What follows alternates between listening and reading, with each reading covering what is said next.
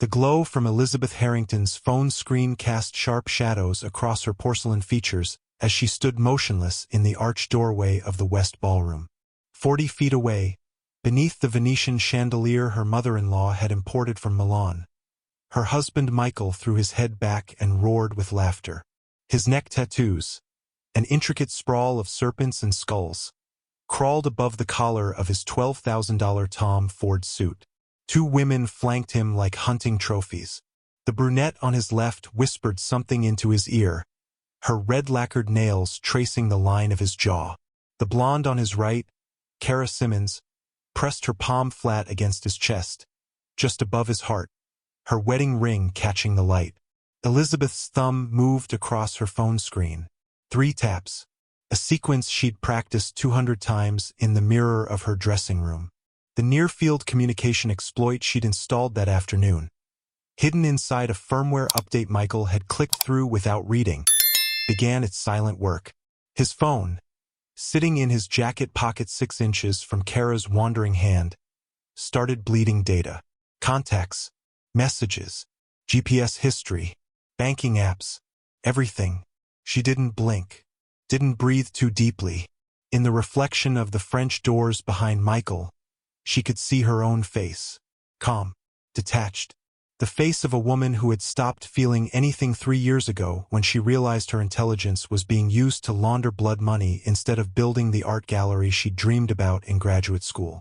Michael's hand slid down Kara's spine. Lower. Too low for a man whose wife stood 20 paces away. But he didn't know she was watching. He never did. That was the advantage of being underestimated for 15 years. Of being introduced as Michael's better half at charity galas while she managed the family's offshore accounts, restructured their shell corporations, and made sure the IRS never found the $18 million hidden in Panamanian trusts. Elizabeth's screen flashed green. Clone complete. She now had a mirror image of Michael's entire digital life, updating in real time. She slipped the phone into the hidden pocket of her black Dior gown and watched her husband lean down to kiss Kara Simmons full on the mouth. Kara Simmons, wife of FBI Special Agent Robert Simmons, the man who had been building a RICO case against the Harrington family for 4 years, the man who had nearly succeeded twice, the man whose wife was currently unbuttoning Michael's collar while 73 of Connecticut's most powerful criminals and their families pretended not to notice.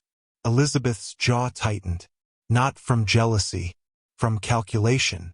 Michael wasn't just unfaithful. He was reckless, suicidal, a liability wrapped in Italian leather and soaked in 30-year-old scotch. And liabilities, as her father had taught her before he died in federal prison, had to be eliminated before they destroyed everything. She turned and walked down the marble hallway toward the library, her heels clicking a steady rhythm against the floor. In her mind, she was already 3 moves ahead. The hunting cabin upstate, Michael's unregistered Glock 19 in the wall safe, the Cayman Islands account she'd been quietly draining for 6 months, routing the money through a series of Estonian banking fronts that would take forensic accountants a decade to unravel. Behind her, Michael's laughter echoed through the ballroom, loud and oblivious. He had no idea that his wife had just stopped being Elizabeth Harrington, trophy bride and enabler of monsters. She had become something else entirely, the architect of his annihilation. Elizabeth locked the library door behind her and pulled out her phone. The mirrored data from Michael's device scrolled across her screen, text messages, call logs, banking transactions. She opened the encrypted folder labeled Insurance and began downloading everything to a secure server in Reykjavik. Her fingers moved with surgical precision. She found what she was looking for in less than 90 seconds. A text thread between Michael and Kara, spanning 8 months. Hotel reservations, explicit photographs, and then, buried in a message from 2 weeks ago, the sentence that made Elizabeth's blood turn to ice water. When this is over, we'll disappear together. Switzerland, maybe. Your husband will never find us. Neither will mine. Elizabeth read it twice, then a third time. Michael wasn't just having an affair. He was planning to run. to abandon her with his debts, his enemies, and his federal indictments. To leave her holding the bag while he built a new life with the wife of the man who wanted to bury him. She set the phone down on the mahogany desk and stared at the oil painting above the fireplace. A 17th-century maritime scene her grandfather had stolen from a museum in Prague. For years, she had told herself that loyalty mattered, that family was everything, that she could save Michael from himself if she just worked hard enough, stayed smart enough, kept the walls from closing in. But loyalty was a currency Michael had never understood. And Elizabeth was done investing in a losing hand. She opened her laptop and logged into the Cayman account. $12 million. Michael's emergency fund. The money he'd been skimming from the family's construction racket for years. Thinking she didn't notice. Thinking she was too busy planning charity luncheons to read financial statements. Elizabeth initiated a transfer. Not all at once, that would trigger alerts. She split the $12 million into 47 smaller transactions, routing them through shell companies in Belize, Cyprus, and the British Virgin Islands. By morning, the money would be layered so deeply that even the best forensic accountant would need a court order from 3 different countries to trace it. And by the time they got those orders, the funds would be integrated into legitimate businesses, a vineyard in Bordeaux, a tech startup in Berlin, a real estate portfolio in Dubai. The laptop pinged. Transfer initiated. Elizabeth closed the screen and stood, smoothing the fabric of her gown. She walked to the wall safe hidden behind a false panel in the bookshelf. The combination was her daughter's birthday. Michael had chosen it because he thought it was sentimental. He didn't know that Elizabeth had installed a second biometric lock that only opened to her thumbprint. Inside the safe, 4 passports, $200,000 in cash, and Michael's custom Glock 19. The gun he'd bought off a dealer in Newark 5 years ago. No serial number. No registration. No paper trail.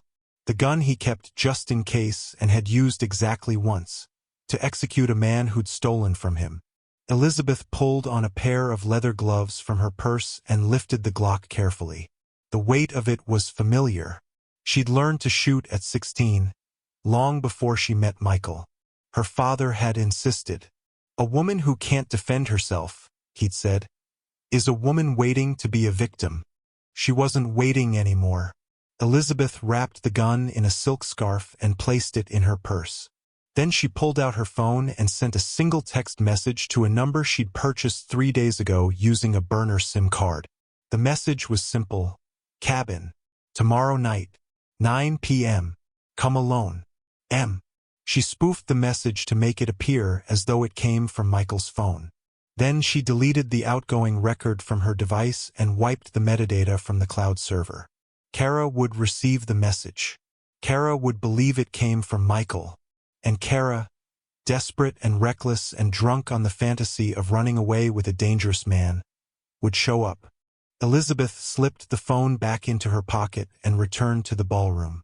The party was still in full swing. Michael was now sitting on the arm of a leather sofa. Kara perched on his lap, his hand tangled in her hair. Robert Simmons's wife. The woman who had been inside Elizabeth's home a dozen times for fundraisers and holiday dinners. The woman Elizabeth had trusted with her children's babysitting rotation. Betrayal had so many faces, but it always wore the same smile. Elizabeth picked up a glass of champagne from a passing tray and raised it slightly in Michael's direction. He didn't notice. He never did. She took a single sip, then set the glass down and walked toward the exit. By this time tomorrow night, Michael Harrington would be in FBI custody, charged with the murder of a federal agent's wife. The evidence would be irrefutable. The gun would be in his hand. The motive would be undeniable. And Elizabeth would be 37,000 feet above the Atlantic, flying toward a new name, a new country, and a life where no one would ever underestimate her again. The reckoning had begun, and Michael Harrington had no idea he was already dead. 3 hours earlier, Elizabeth had stood in this same ballroom adjusting the temperature on thermostat, her movements casual, unnoticed. Michael's phone sat on the bar while he greeted guests at the entrance, his attention consumed by handshakes and back-slapping performances of dominance. She had exactly 90 seconds. The exploit she'd purchased from a Romanian hacker collective cost $40,000 in untraceable cryptocurrency. It was worth every Satoshi. Zero-click technology. No text message to open. No link to tap. No suspicious download. Just proximity. Elizabeth had activated the malware on her phone that morning, hiding it inside a legitimate-looking weather app. All she needed was to bring her device within 18 inches of Michael's for approximately 70 seconds. Bluetooth and Wi-Fi would do the rest, creating an invisible handshake between the two phones. The exploit would tunnel through a vulnerability in his operating system, one that hadn't been patched because Michael ignored every software update notification like he ignored everything else that required patience. She'd positioned herself near the bar, scrolling through what appeared to be seating arrangements for dinner. Her phone lay flat on the granite countertop, screen facing down. Michael sat 3 inches away, his lock screen displaying a photo of their children that he'd probably looked at twice since it was taken. The invisible transfer began. Data packets moving in silence. No alerts. No vibrations. No evidence. What made zero-click exploits so devastating was their elegance. Traditional spyware required the target to make a mistake, to click a malicious link, download a corrupt file, or connect to a compromised network. But zero-click technology exploited the phone's own background processes, the automatic functions that ran whether the user touched the screen or not. Image rendering, message previewing, calendar syncing, all of it weaponized. Elizabeth watched the progress bar on her hidden app creep toward completion. 52 seconds. 61. 70. Done. She picked up her phone, slipped it into her clutch, and walked away. Michael returned to the bar 30 seconds later, grabbed his phone, and scrolled through his messages without the faintest idea that his device was no longer his own. Every text he sent, Elizabeth would read. Every call he made, she would hear. Every location he visited, she would track. His phone had become her listening device, her tracking beacon, her window into every secret he thought he'd buried. The technology was military-grade, the kind intelligence agencies used to monitor heads of state and cartel leaders.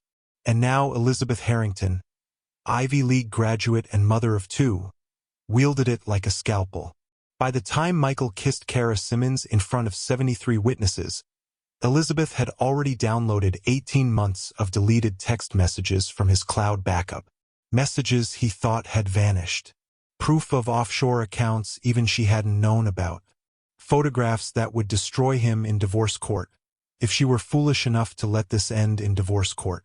She walked through the French doors onto the terrace, the December air sharp against her skin. Behind her, the party roared on. Ahead of her, past the manicured hedges and security gates, lay the path she'd already chosen. No lawyers, no negotiations, no mercy, just the cold, precise execution of a plan that would erase Michael Harrington from her life as efficiently as he'd tried to erase her from his future. The phone in her hand buzzed. A new message from Michael to Kara, sent while Elizabeth stood 20 feet away. She opened it and read 3 words that sealed his fate. Tomorrow night. Cabin. Elizabeth smiled. Perfect. Michael woke at 11 the next morning with his face pressed into the leather sofa in his office, still wearing last night's suit. The stench of scotch and vomit clung to him like a second skin. He groaned, rolled onto his back, and pressed his palms against his temples as if he could physically squeeze the hangover out of his skull. Upstairs in the breakfast room, Elizabeth sat at the antique writing desk with her laptop open, a cup of black coffee cooling beside her, executing the financial equivalent of a disappearing act. The first phase of money laundering was called placement, getting dirty money into the legitimate financial system.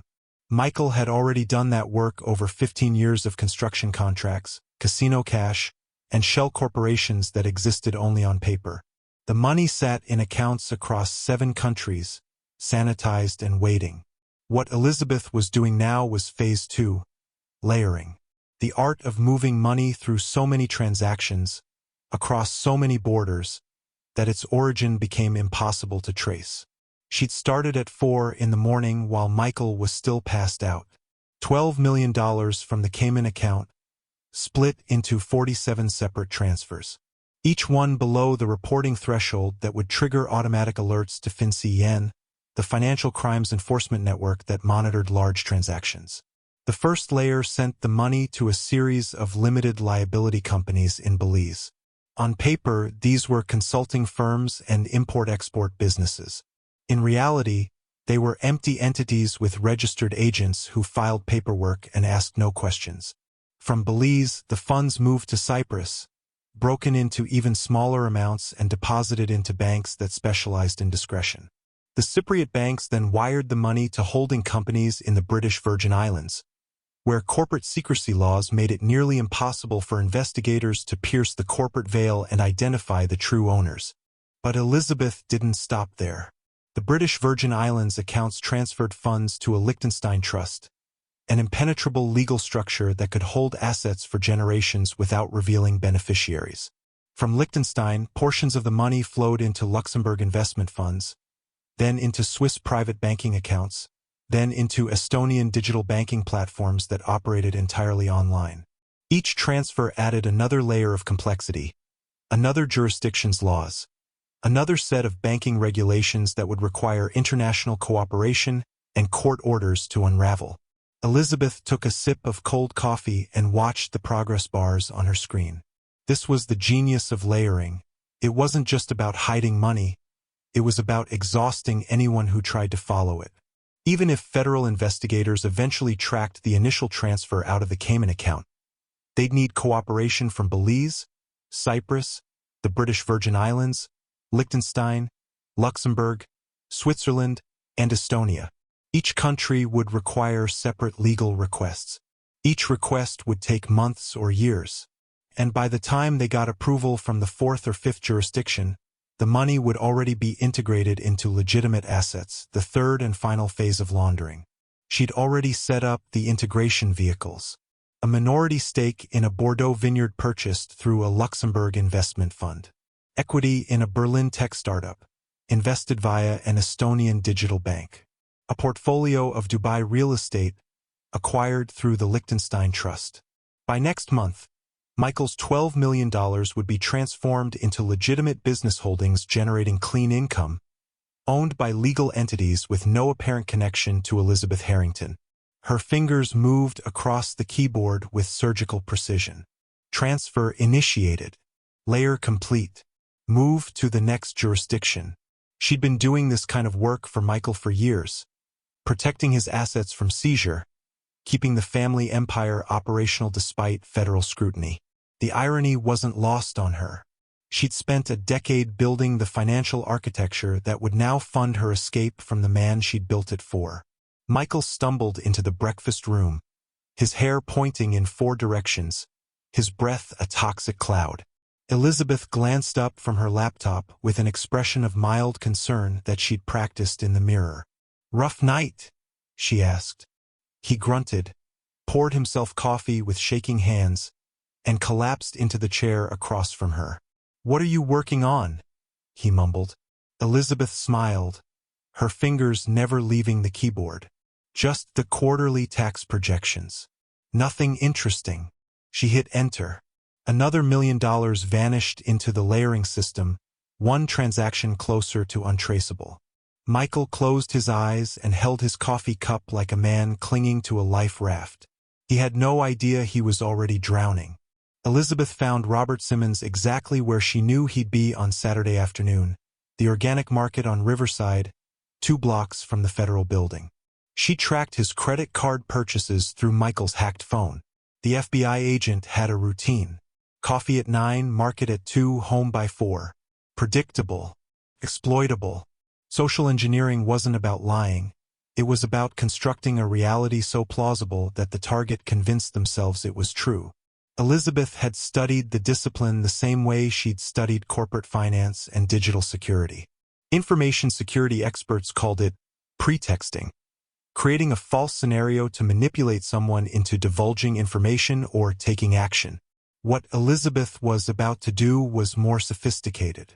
She was going to plant a seed in Robert's mind and let his own paranoia water it until it grew into certainty.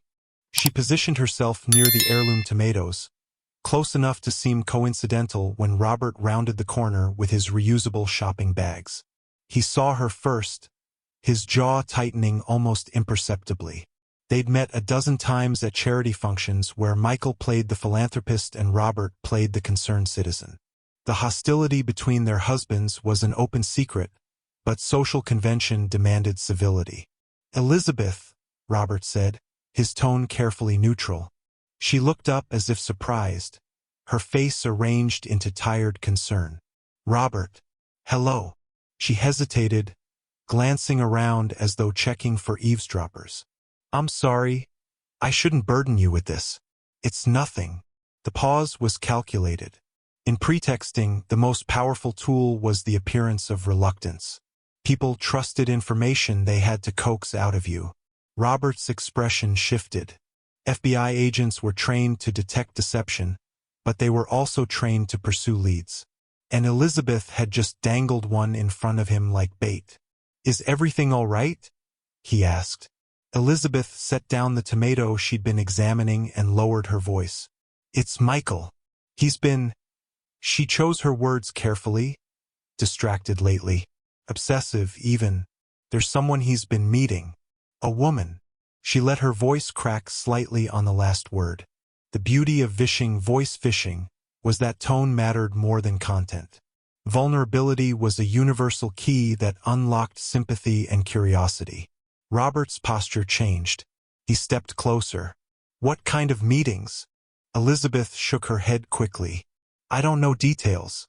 He's been careful. But he's been taking calls at odd hours, disappearing to that hunting cabin upstate. When I ask, he gets defensive." She met Robert's eyes, allowing calculated pain to show. "I think he's planning something. Maybe leaving. I don't know if it's related to your investigation or—" She paused again, perfecting the moment. "Or if it's just a personal betrayal."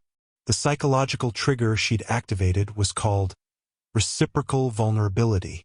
By appearing to confide in Robert, she created an implicit debt. He now felt obligated to protect her or, at minimum, to investigate her claim.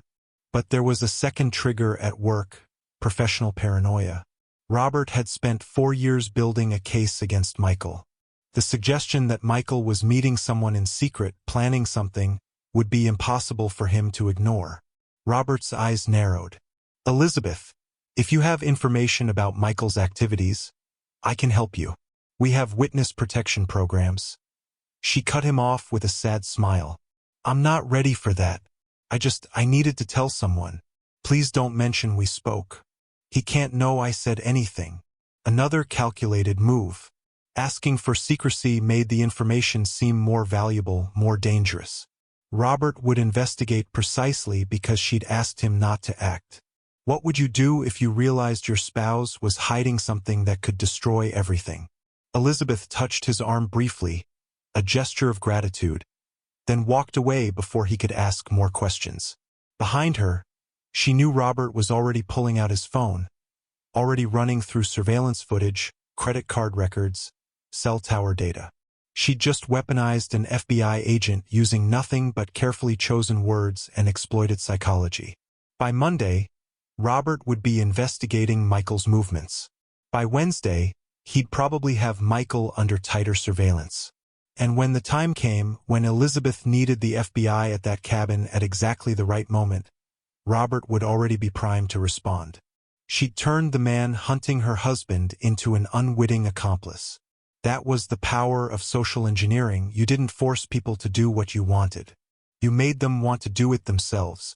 Sunday night, Michael took the children to his mother's house in Greenwich. 3 hours away. He'd be gone until Tuesday morning. Elizabeth waited until his SUV disappeared down the driveway before she walked into his office and locked the door behind her. The wall safe sat behind a false panel in the bookshelf, hidden behind a first edition of The Godfather that Michael thought was clever. She entered the code, their daughter's birthday, and pressed her thumb against the biometric scanner she'd installed 2 years ago. telling Michael it was an upgrade for security. What she hadn't told him was that the scanner recorded every access attempt and sent alerts to her phone whenever the safe was opened. Inside, cash, passports, and Michael's Glock 19. The gun was a ghost. No serial number. Purchased off a dealer in Newark who'd filed the numbers off with acid and a grinding wheel. Michael had used it once 5 years ago to execute a man who'd stolen from him, then cleaned it meticulously and locked it away for emergencies. He thought the lack of registration made it safe. He was wrong. What made guns traceable wasn't registration, it was ballistics. Every gun barrel was a unique signature carved in steel. Elizabeth pulled on nitrile gloves and lifted the Glock carefully. When a bullet traveled down a gun barrel, the rifling, the spiral grooves cut into the barrel's interior, left microscopic scratches on the projectile surface. These scratches, called striation marks, were as unique as fingerprints. No two gun barrels produced identical patterns. When a bullet was recovered from a crime scene, forensic examiners could fire a test round from a suspect weapon into a water tank, then compare the striation marks under a microscope. If the patterns matched, the bullet came from that specific gun. Not a similar model. Not the same manufacturer. That exact weapon. Which meant that even an unregistered gun could be tied to a crime with absolute certainty, if investigators had the weapon in hand. That was why Elizabeth had spent 3 weeks finding a replica. Not just any Glock 19, one with identical specifications, the same generation, the same wear patterns. She'd purchased it from a private seller in Pennsylvania using a fake ID, then deliberately fired it 200 times at a private range to create realistic barrel wear. The replica now sat in a locked box in her car. She placed Michael's original Glock in a waterproof case lined with foam, sealed it, and hid it in the bottom of her gym bag. Then she retrieved the replica from her car and positioned it in the safe exactly where Michael's had been. Same angle, same position. Unless he took it out and examined it closely, he'd never know the difference. The brilliance of the swap was its simplicity. When the time came, Elizabeth would use Michael's real gun to kill Kara. The bullet recovered from Kara's body would carry striation marks unique to that specific barrel. When the FBI arrested Michael and seized the replica from his safe, they'd test-fire it and find that the striations didn't match. Michael's lawyers would argue this proved his innocence. Someone else had the real murder weapon. But then Elizabeth would ensure the real gun was found at the scene, covered in Michael's fingerprints and gunshot residue, with his DNA on the grip. The forensic evidence would be irrefutable. The ballistic match would be perfect. And Michael's own unregistered weapon would become the instrument of his destruction. Elizabeth placed the replica in the safe and closed it. She removed her gloves, burned them in the fireplace, and washed her hands 3 times with antibacterial soap. Locard's exchange principle, the foundation of forensic science, stated that every contact leaves a trace. The key to committing the perfect crime wasn't avoiding traces. It was controlling which traces you left behind and making sure they told the story you wanted investigators to believe. She walked upstairs to her bedroom and opened her laptop. The clone data from Michael's phone showed he'd texted unless Elizabeth controlled both ends of the communication. She opened Michael's cloned phone data on her laptop. The real-time mirror showed his actual text messages, stored in Apple's iCloud. Elizabeth logged into the iCloud account using Michael's credentials she'd extracted from his phone during the initial hack. She navigated to the messages backup and manually inserted her spoofed text into the conversation history with Kara. From Michael's perspective, if he ever checked, the message would appear in his sent folder. His phone would have a record of sending it, time-stamped at exactly the right moment. The metadata would show it originated from his device, sent through his carrier's network. But Elizabeth went one step further. She accessed the carrier's back end through a vulnerability she'd purchased from the same Romanian hacker who'd sold her the zeroclick exploit. The vulnerability allowed limited access to routing logs, not enough to change major records, but enough to insert a single message's metadata into the system. She uploaded a false log entry showing that Michael's phone had sent the text to Kara at 3:47 p.m. on Monday. The log matched the timestamp in his iCloud backup. When investigators eventually pulled Michael's phone records, they'd find corroborating evidence in 3 separate locations: his device, his cloud backup, and his carrier's server logs. Elizabeth closed the laptop and started the car. The message was sent. The digital trail was manufactured. Kara would read it, panic at the mention of Robert knowing, and drive to the cabin believing Michael had summoned her for an emergency meeting. And when investigators pieced together the final hours of Kara's life, they'd find undeniable proof that Michael Harrington had lured her to a remote location with a text message sent from his own phone. The beauty of digital evidence was its perceived objectivity. Juries trusted phone records the way they trusted fingerprints. They didn't understand that, in the right hands, digital evidence could be sculpted like clay. Elizabeth drove home, disposed of the burner laptop in a dumpster behind a shopping center, and checked her phone. The clone data from Michael's device showed he'd just called Kara twice. Both calls went to voicemail. He was confused, probably wondering why she wasn't answering. He had no idea his wife had just sent a message in his name, using his number, backed by fabricated server logs that would seal his fate. 24 hours left. Elizabeth could almost taste freedom. Tuesday, 6 p.m. Elizabeth pulled her car onto the logging road 3 miles from the cabin and killed the engine. She'd driven here in a Honda Accord she'd rented using a fake ID purchased from a forger in Boston, a man who'd done work for Michael's organization for years and who would never connect the transaction to Elizabeth Harrington. The cabin sat in 18 acres of forest, isolated enough that gunshots wouldn't raise alarms. Michael had purchased it through a shell company a decade ago, used it for hunting trips and meetings he didn't want traced. Elizabeth had been here twice. She knew the layout. One main room with a stone fireplace. A bedroom. A bathroom with a cistern water system. No neighbors for miles. She pulled on gloves, grabbed her bag, and walked the remaining distance through the trees. The cabin key was under the 3rd stone to the left of the door, exactly where Michael always hid it. Inside, the air smelled like wood smoke and stale beer. She moved quickly. From her bag, she removed a prescription bottle of temazepam, a benzodiazepine sedative commonly prescribed for insomnia. She'd filled the prescription 2 months ago using a doctor who accepted cash and didn't ask questions, complaining of anxiety and sleeplessness that were entirely fabricated. Temazepam was perfect for her purposes because of how it metabolized in the human body. Benzodiazepines worked by enhancing the effect of gamma-aminobutyric acid, a neurotransmitter that reduced brain activity. The result was sedation, muscle relaxation, and memory impairment. But the critical detail was the half-life, the time it took for half the drug to leave the bloodstream.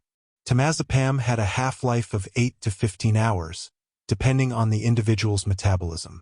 That meant if Elizabeth dosed Michael at 7 p.m., by the time police arrived around 9:30 or 10, enough of the drug would remain in his system to explain his groggy, confused state. Toxicology reports would show benzodiazepines in his blood, consistent with someone who'd taken the drug hours earlier, or someone who'd been drugged without their knowledge. But here was the elegant part. Temazepam combined with alcohol created a synergistic effect. Together, they amplified each other's sedative properties. Michael would appear drunk, slurred speech, impaired coordination, confusion, but the underlying cause would be pharmacological, not just ethanol.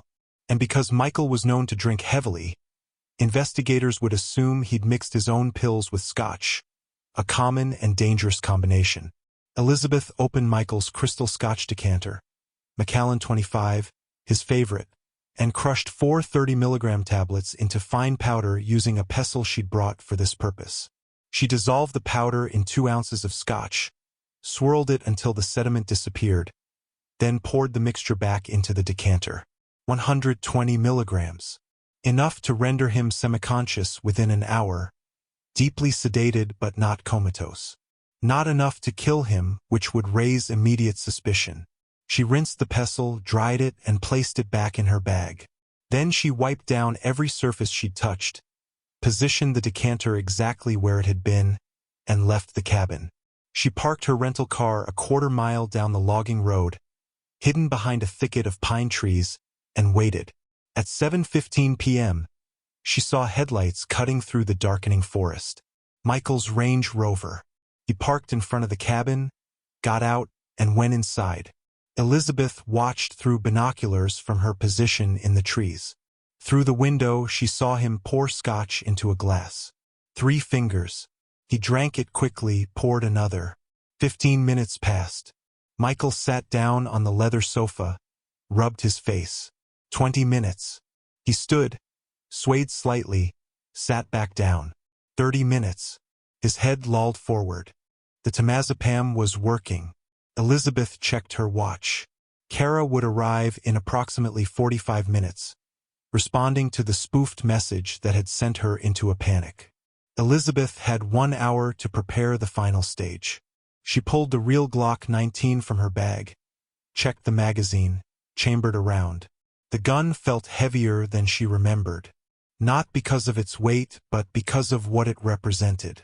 The moment she crossed from architect to executioner, she thought briefly of her children, asleep at Michael's mother's house, unaware that their mother was about to commit murder to save them from their father's wreckage. Then she pushed the thought away and walked toward the cabin. Michael was slumped on the sofa when she entered, his eyes half closed, his breathing slow and steady. He looked up at her with unfocused eyes, trying to form words that wouldn't come. Elizabeth set the gun on the table and checked his pulse. Strong but slow. Perfect. She had 40 minutes before Kara arrived. 40 minutes to prepare a crime scene so convincing that even the most skeptical investigator would believe Michael Harrington had murdered his mistress in a drugged, jealous rage. Elizabeth pulled a Tyvek suit from her bag and began to work. Kara's headlights swept across the cabin windows at 8:52 p.m. Elizabeth watched from the shadows near the fireplace, the Glock heavy in her gloved hand. She'd positioned Michael on the sofa with his head tilted back, mouth open, the empty scotch glass on the floor beside him. To anyone entering, he'd look passed out drunk. Kara knocked twice, then pushed the door open. "Michael!" Her voice was tight with panic. She stepped inside, saw him on the sofa, and rushed forward. "Michael, wake up. What's happening? Your text said Robert knows." She stopped. Elizabeth stepped into the light. Kara's face drained of color. "Elizabeth." The word came out strangled. "What are you doing here?" Elizabeth raised the gun, aiming at Kara's chest. Her hand was steady. "I could ask you the same question, but I already know the answer." Kara backed toward the door, her hands raised. "This isn't. It's not what you think." Elizabeth laughed, a sound like breaking glass. "You've been sleeping with my husband for 8 months. You've been in my home. You've held my children. And now you're planning to run away with him, leaving me with his debts and his enemies." She took a step closer. "Tell me, Kara, what part am I misunderstanding?" Kara's eyes darted to Michael's unconscious form. "He said you didn't care, that you were just staying for the money." Something cold and final settled in Elizabeth's chest. He was wrong. The gunshot was louder than she'd anticipated, even though she'd braced for it. Kara stumbled backward, her hands clutching her chest, her eyes wide with shock. She hit the wall and slid down, leaving a smear of red against the pine boards.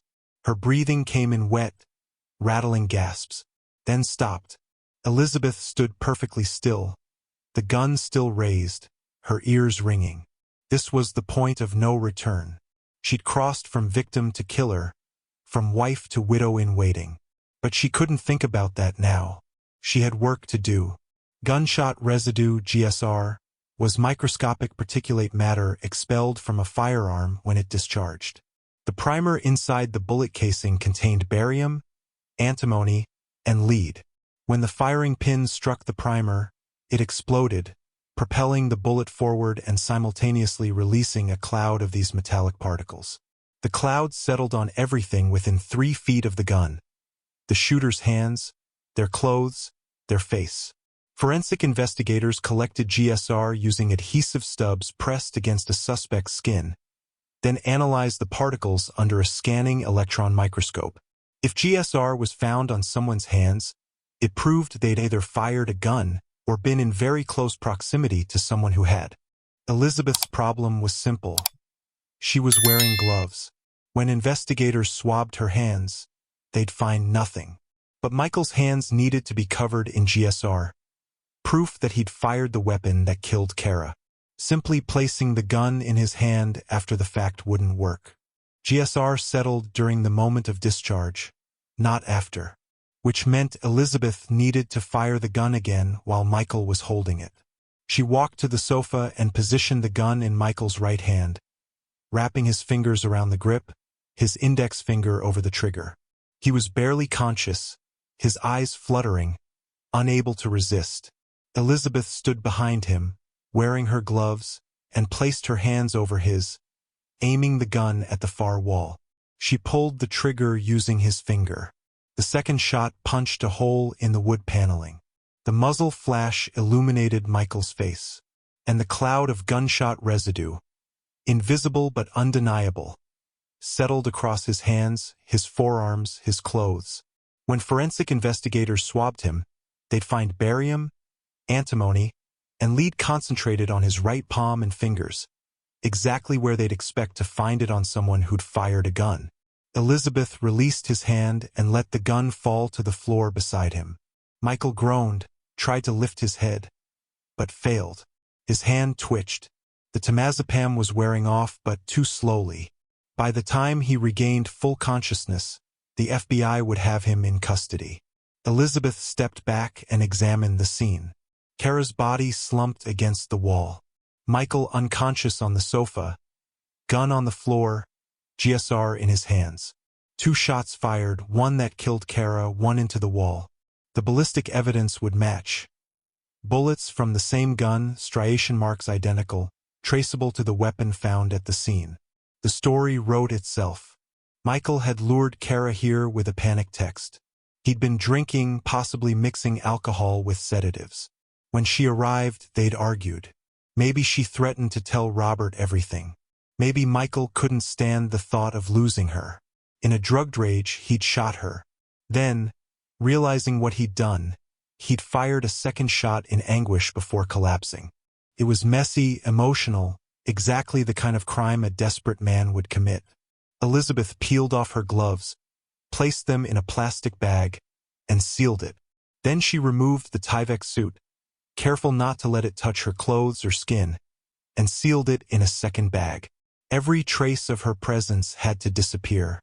She pulled out her phone and dialed 911, but didn't hit send yet. First, she needed to leave. She had 8 minutes to reach her car, drive to a location with plausible deniability, and establish an alibi before making the call that would destroy Michael Harrington forever. Elizabeth stopped. 8 minutes wasn't enough. The scene was too clean, too staged. Real crimes were chaotic. She needed to create evidence of a struggle before she left. Locard's exchange principle, the foundational concept of forensic science, stated that every contact leaves a trace. When 2 objects interact, material is exchanged between them. A killer leaves fibers at the crime scene and takes carpet threads with them. A struggle transfers DNA, deposits hair, scatters skin cells. The principle meant that committing a completely traceless crime was theoretically impossible. But Elizabeth wasn't trying to leave any traces. She was trying to leave only Michael's traces. The Tyvek suit she wore was designed for hazardous material handling, non-porous, anti-static, preventing the transfer of hair and skin cells. Underneath, she'd worn a shower cap to contain her hair and had scrubbed her hands with antibacterial soap before donning the gloves. Every surface she'd touched had been wiped immediately, but now she needed to add Michael's biological material to the scene while ensuring none of hers contaminated it. She walked back to the sofa and carefully lifted Michael's arm. Still wearing gloves, she dragged him partially off the sofa, letting him collapse onto the floor. His body slumped heavily. Perfect. That explained why he was on the ground when police arrived. She took his other arm and positioned it as though he'd tried to catch himself during the fall. Skin cells from his palms transferred to the wooden floor. DNA evidence placing him at the exact location where the shooting occurred. Next, she knocked over the side table. The scotch glass shattered. Amber liquid pooled across the floor.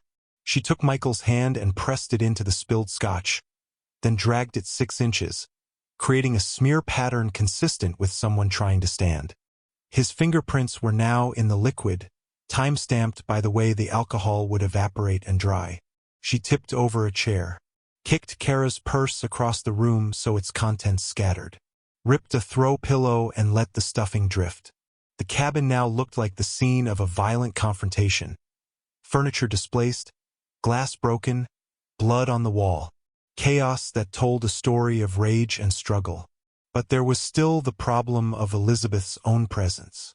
Even wearing protective gear, there was a risk. A single hair that fell before she'd put on the cap. A microscopic skin cell that transferred when she'd handled the gun initially. Bleach. She pulled a small spray bottle from her bag. A sodium hypochlorite solution, common household bleach diluted to precise concentration. Bleach destroyed DNA by breaking down the molecular structure of nucleic acids, rendering them undetectable by PCR analysis. But she had to use it carefully. Too much bleach would itself become evidence, indicating someone had tried to sanitize the scene. She sprayed a fine mist over the areas she'd definitely touched before donning the suit. The door handle she'd used to enter, the section of floor where she'd stood while confronting Kara. The bleach would degrade any stray DNA she might have left while preserving the integrity of Michael's biological material elsewhere in the room. Then she addressed the digital footprint.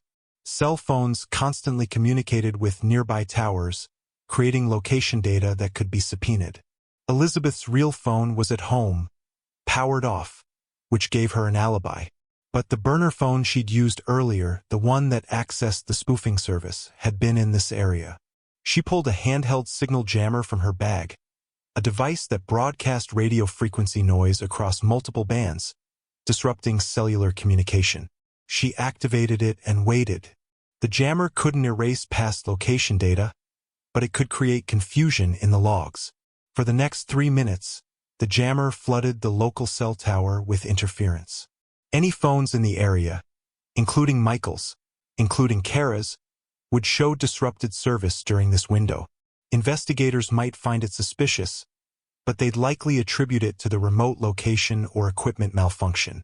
What they wouldn't find was a clear record of Elizabeth's burner phone connecting to the tower, because that signal would be buried in noise. She deactivated the jammer, sealed it in a bag with the bleach bottle, the gloves, and the Tyvek suit. These items would be destroyed separately, burned in an industrial incinerator at a waste facility she'd scouted weeks ago, a place where medical waste was processed and no one asked questions about sealed bags. Elizabeth took one final look at the scene. Michael on the floor, semi-conscious, covered in gunshot residue. Kara dead against the wall. The gun beside Michael's hand, ballistic evidence irrefutable. The struggle evident in every overturned object. And no trace of Elizabeth Harrington except the ghost of her intelligence, invisible and untraceable. She walked out of the cabin, stripped off the Tyvek suit behind the tree line, and sealed it. Her hands were shaking now, not from fear, but from adrenaline finally breaking through her clinical detachment. She'd just murdered a woman, framed her husband, engineered a crime scene with the precision of a forensic scientist. If you've ever wondered how far you'd go to protect yourself from someone who betrayed you, Elizabeth had just answered that question. She reached her rental car, started the engine, and drove exactly 3 miles to a gas station with security cameras. There, she'd establish her presence on video at 9:18 p.m., buying coffee and using the restroom. An alibi. Then she'd drive home, arrive at 10:30, and call 911 after receiving a panicked voicemail from Michael's phone. A voicemail she'd fabricate using audio clips extracted from the clone data. The timeline would be perfect, the evidence airtight, and Michael Harrington would spend the rest of his life in prison, wondering how his wife had become the architect of his annihilation. The 911 call came from Elizabeth's home phone at 10:47 p.m. Her voice was frantic, convincing, the performance of a woman who just listened to a disturbing voicemail from her husband. He said something about the cabin. He sounded drunk, confused, and there was a gunshot. "Please, you have to send someone." She gave the address, her words tumbling over each other in manufactured panic. The dispatcher assured her units were being dispatched. Elizabeth hung up and waited. She'd already packed 2 suitcases, already transferred her children to her sister's house with a story about a last-minute business trip, already purchased a one-way ticket to Munich under her real name, because innocent wives didn't flee the country under fake identities. Robert Simmons led the FBI raid personally. Elizabeth had counted on that. The seeds she'd planted during their conversation at the market had grown into a full investigation. When the 911 call came through and local police reported a possible shooting at Michael Harrington's cabin, Robert had mobilized his task force immediately. They arrived at 11:23 p.m. with 3 SUVs, tactical vests, and enough firepower to siege a fortress. What they found was simpler and more damning than they could have imagined. Michael Harrington slumped on the floor, barely conscious, reeking of scotch and sedatives. Kara Simmons against the wall, dead from a single gunshot to the chest. And the gun, Michael's unregistered Glock 19, on the floor beside his hand, covered in his fingerprints and gunshot residue. Michael came as they were cuffing him. His words were slurred, his eyes unfocused. I didn't do this. Elizabeth. But the evidence spoke louder than his protests. The ballistic report would show the bullet in Kara's body matched the gun in Michael's possession. Toxicology would reveal temazepam and alcohol in his system, explaining his impaired state. His phone records would show he'd sent Kara a text summoning her to the cabin. And Robert Simmons, standing over his wife's body, would ensure that every piece of evidence was documented with obsessive precision. Michael screamed that he'd been framed as they dragged him to the SUV. He screamed again at booking, and he'd scream it for years in a federal prison, and no one would believe him, because the evidence was perfect. Elizabeth watched the news coverage from her hotel room near JFK Airport, waiting for her morning flight. The anchor's voice was somber. FBI Special Agent Robert Simmons's wife, Kara Simmons, was found dead in a cabin owned by alleged Mafia boss Michael Harrington. Harrington has been arrested and charged with first-degree murder. Sources say the evidence is overwhelming. Elizabeth turned off the television. She'd done it. The perfect frame. The perfect escape. But she wasn't free yet. The United States had extradition treaties with most countries, meaning if investigators eventually suspected Elizabeth's involvement, she could be arrested abroad and returned to face charges, which was why she'd chosen Germany carefully. 3 years ago, Elizabeth had invested $2 million in a German tech startup through a Luxembourg holding company. That investment qualified her for Germany's entrepreneur residence permit, a pathway to permanent residency for investors who created jobs. She'd quietly maintained that status, renewing the permit annually, establishing herself as a legitimate businesswoman with ties to the European Union. Germany had an extradition treaty with the United States, but European courts scrutinized extradition requests heavily, particularly when they involved potential death penalty cases or questionable evidence. More importantly, Germany didn't extradite its own citizens. And Elizabeth had applied for German citizenship 6 months ago under a little-known provision that allowed dual nationality for exceptional investors. The application was still pending, but her lawyer, a specialist in immigration law who worked from an office in Berlin, had assured her it would be approved. Once she became a German citizen, extradition would become nearly impossible. Even if American prosecutors built a case against her, even if they discovered the cloned phone data or the money laundering or the fabricated evidence, they'd have to convince a German court to surrender a German national. And German courts valued civil liberties, presumption of innocence, and skepticism of foreign prosecutions. Elizabeth would be untouchable. She boarded Lufthansa Flight 403 at 8:15 a.m. First class. A glass of champagne before takeoff. As the plane lifted over New York City, she pulled out her phone and removed the SIM card. She bent it until it snapped, then dropped the pieces into her empty champagne glass. The phone itself would be destroyed once she landed, wiped, dismantled, and disposed of in separate locations across Munich. The woman sitting in seat 2A was Elizabeth Harrington, American citizen, victim of a murderous husband. But the woman who would step off the plane in Germany would begin the transformation into someone else. Not a new name yet, that would come after the citizenship approval, but a new life. A life funded by $12 million that now sat in accounts so layered that forensic accountants would need a decade to trace them. A life in a country that valued privacy, that asked few questions of wealthy investors, that offered a fortress of legal protection against American law enforcement.